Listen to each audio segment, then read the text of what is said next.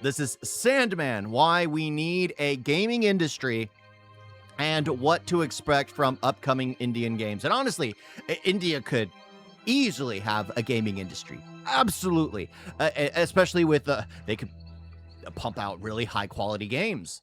The thing is like, I can understand why it's a struggle, because why would someone work in India when they can work for an American company or, you know, a Western company and get paid more? I can understand the problem, but at the same time, it's like, yeah, they could. They absolutely could. Maybe do internships, hire them on, pay them a stipend, and then they can get something after the fact. I don't know. I don't know the way to do it, but India could absolutely do a gaming industry. I mean, there are a few games coming down the pipeline that I'm looking forward to, some of which I'm hesitant about, but some of them I'm still excited for. This is Sandman. Man. Friends, you must have noticed over the past little while that suddenly, plenty of made in India games have started being created. And in a way, this is a good thing, because we have all always wanted for India to produce tons of games as well. Like me, you must have also experienced that whenever we play a very beautiful or great game, in the back of our minds, we keep thinking, man, I wish a game like this was made in India too. And it's not because we don't want to buy games from the West and give them our money, which, obviously, the majority of Indian gamers don't do anyway. Rather, the main reason for thinking this is that we want to experience India's environment as a game. Look, the majority of games we play nowadays are made by foreigners. And foreigners put their own cities, their own languages, their own societies, and even their own ideologies into their games.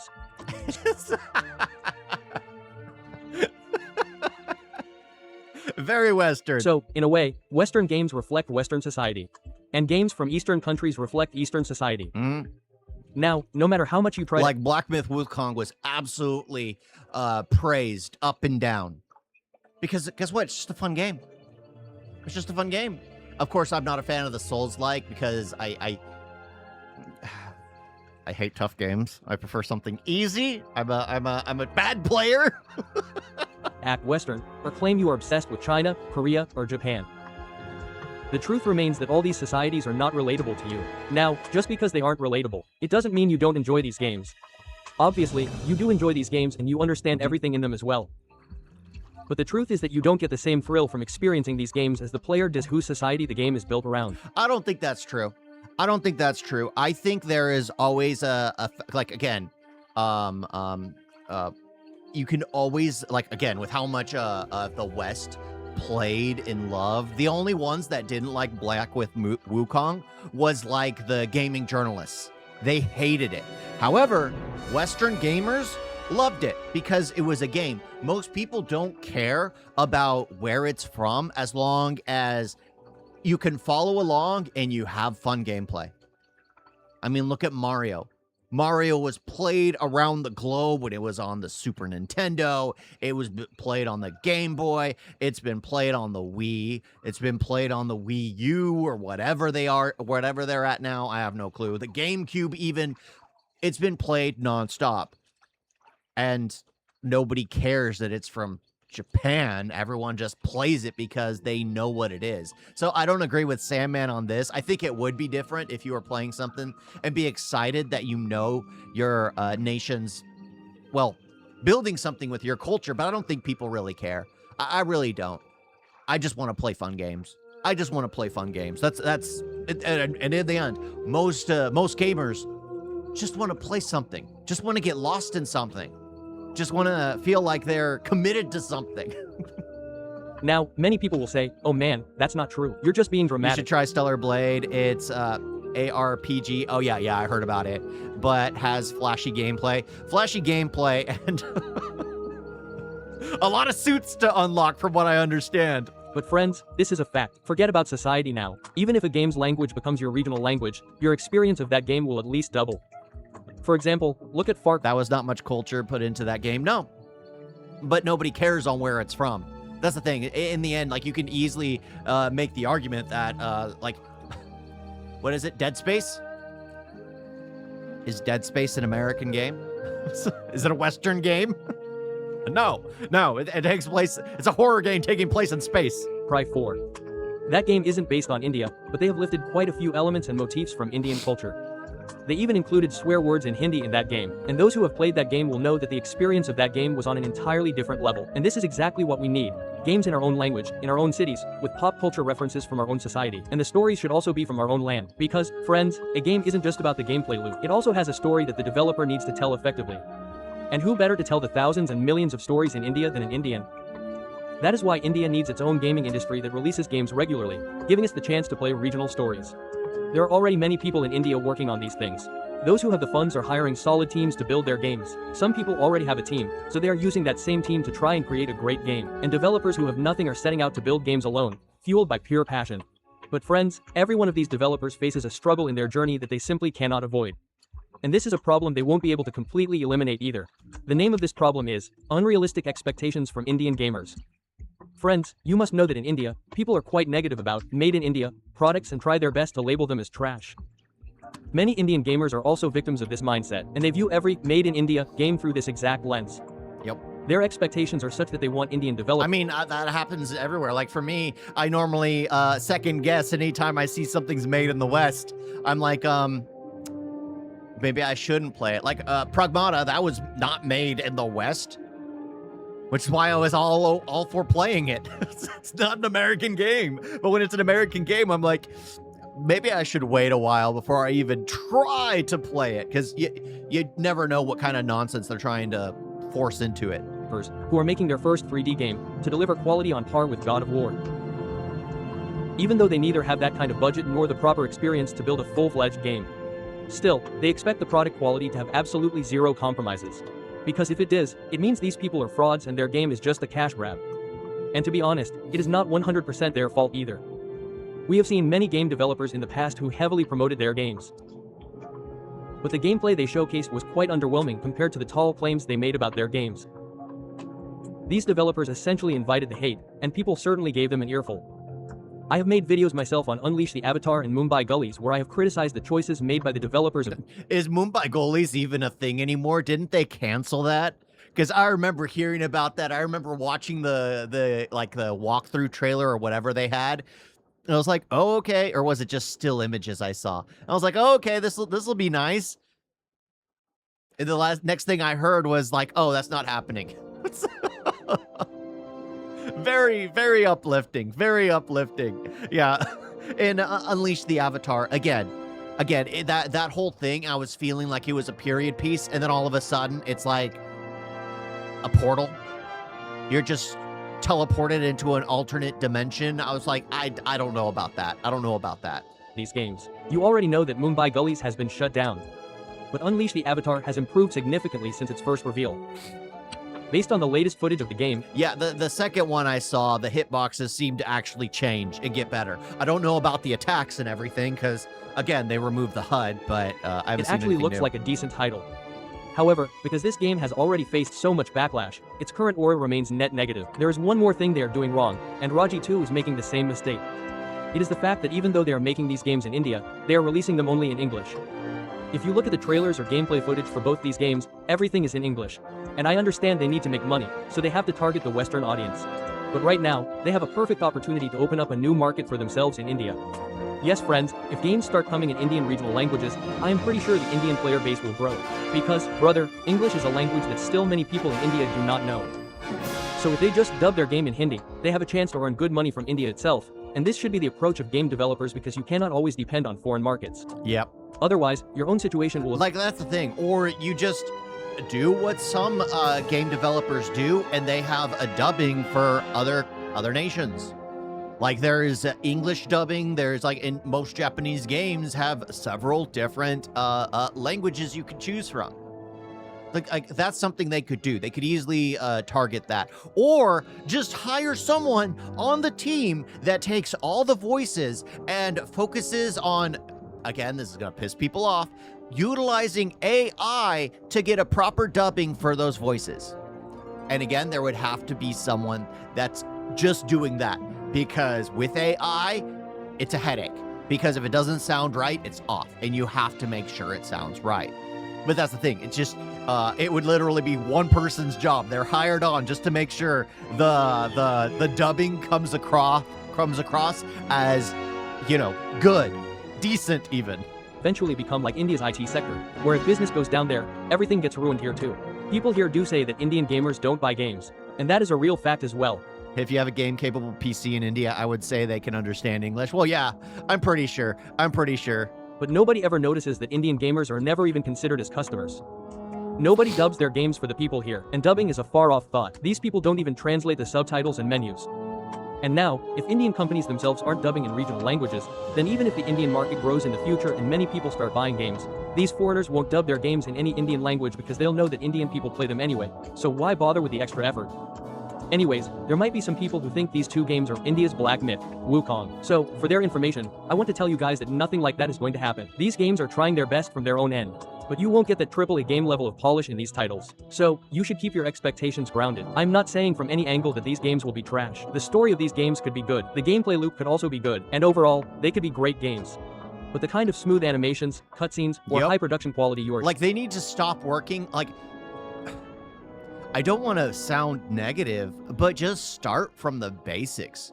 Start from a regular side-scroller. Because again, what was it? Silk Song did massive numbers. Cuphead has still done massive numbers. These games, these gameplay loops, people play.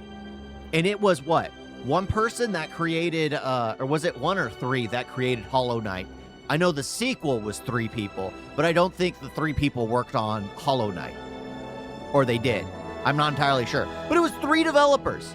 3 developers made Silk Song. $20 a pop per game. Just skyrocketed immediately. I would say focus on that. Create something fun, create a game loop that people are just addicted to, create bosses that people feel, you know, proud that they've passed, like that kind of stuff. Just something addictive.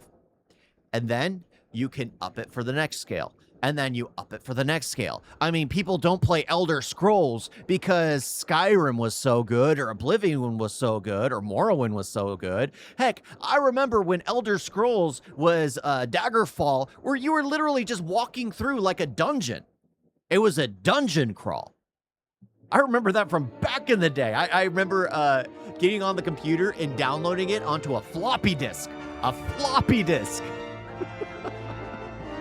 It was like what? Daggerfall, Arena, Morrowind, Oblivion, Skyrim. It was primarily Morrowind that got so many people addicted to it, but they started from nothing.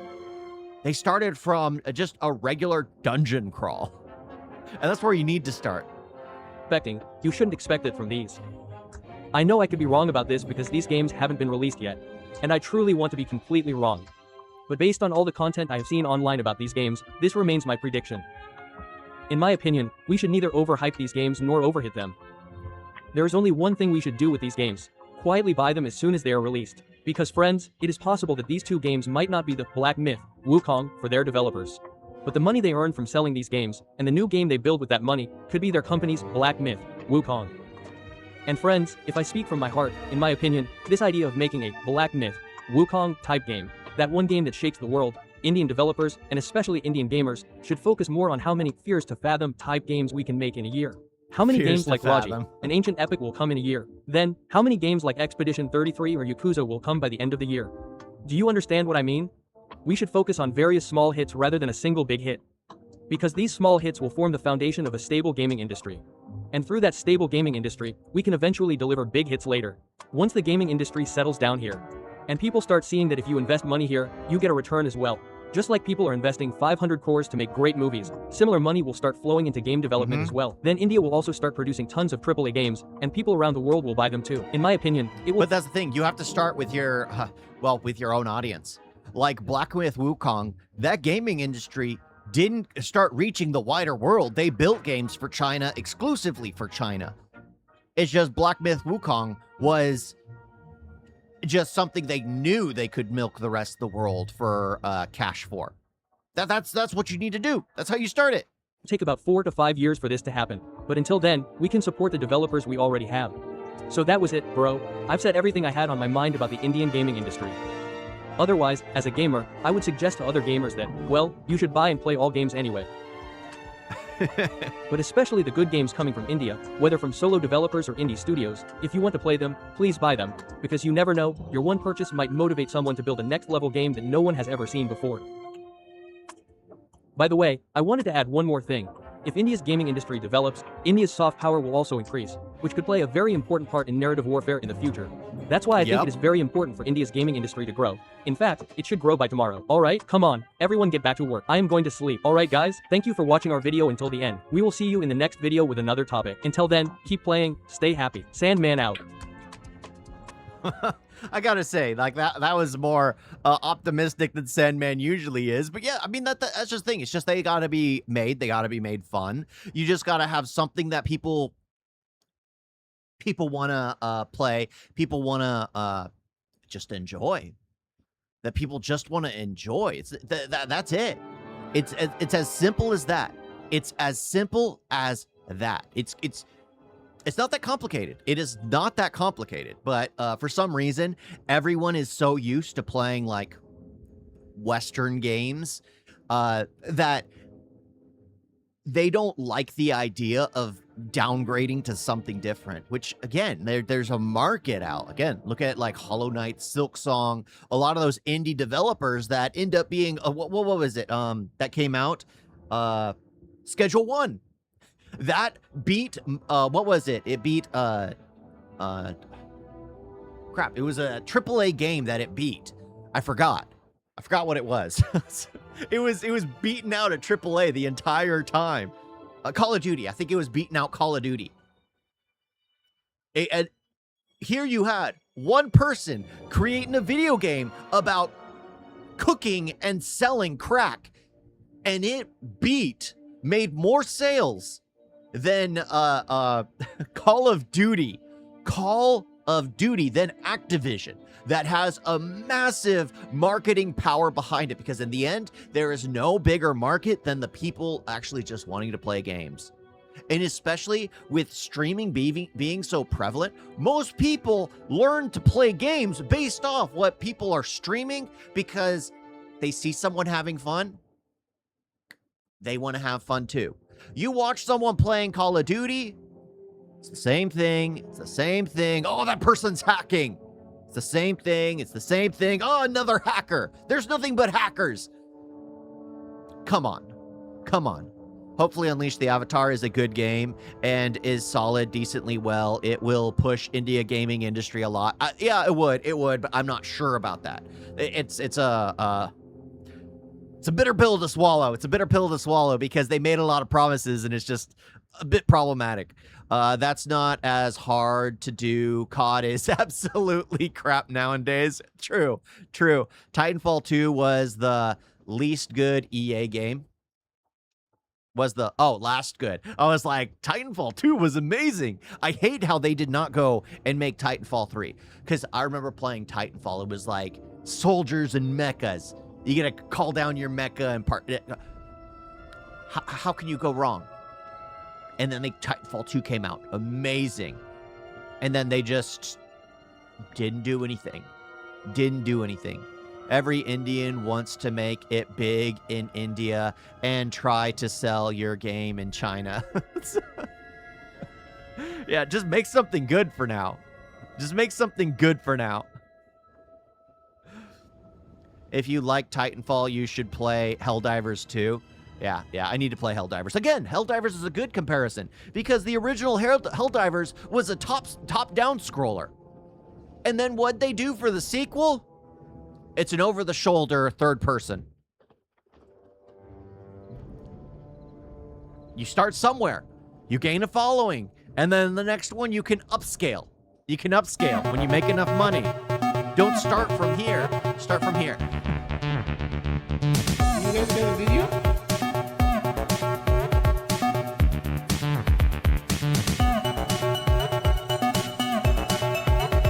Why is it so bad? And don't forget to like and subscribe. Why is it like that?